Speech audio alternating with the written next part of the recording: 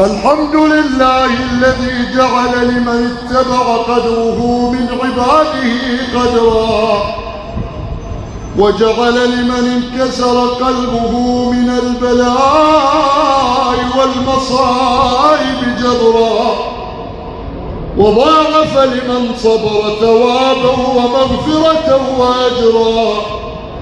جعل الدنيا دار شتات وكان عاقبة أمرها خسرا، ونصب فيها شرك الموت لاقتناص الأرواح من أقفاص الأشباح فاقتنصت قهرا، فلا يرحم الموت صغيرا لصغره ولا يوقر كبيرا لكبره ولا يعرف لأحد قدرا.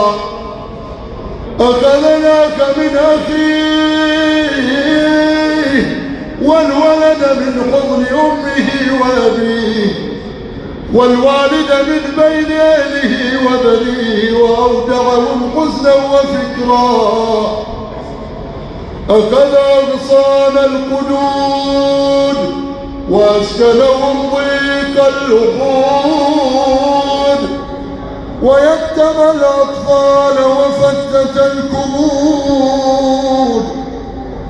كم يتم أطفالا وقرح أكبادا وأودع القلوب لهبا وجرا. كم أخذ من شاب فقصم غصن شبابه وسلبه غلولا وعمرا، وكم أخرج من مخدرة لا تكاد الشمس أن تنالها وجها وسلبها حجابا وسترا.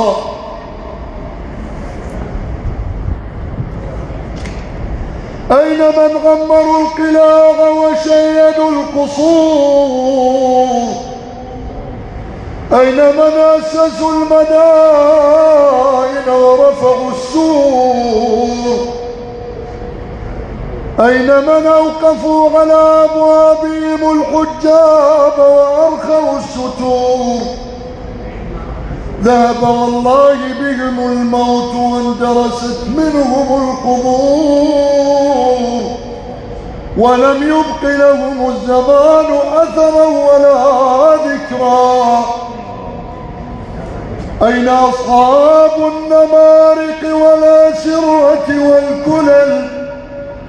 أين من لبسوا على رؤوسهم التيجان وتباهوا بأفخر الحلل؟ أين من كانت تتمثل بين أيديهم العبيد وطال بهم الأمل؟ سلوا عنهم آثارهم هل تحيطوا بلا خبرا؟ فمن كان منكم قد أصيب بمصيبة فليتعز بمنية نبيه محمد خير الأنام، فيا لها من مصيبة عمت الخاص والغام، وبدورية لم يصب بمثلها الإسلام، وقد أذاقت كل منهما ما هو أمر من الحمام كأسا مرا.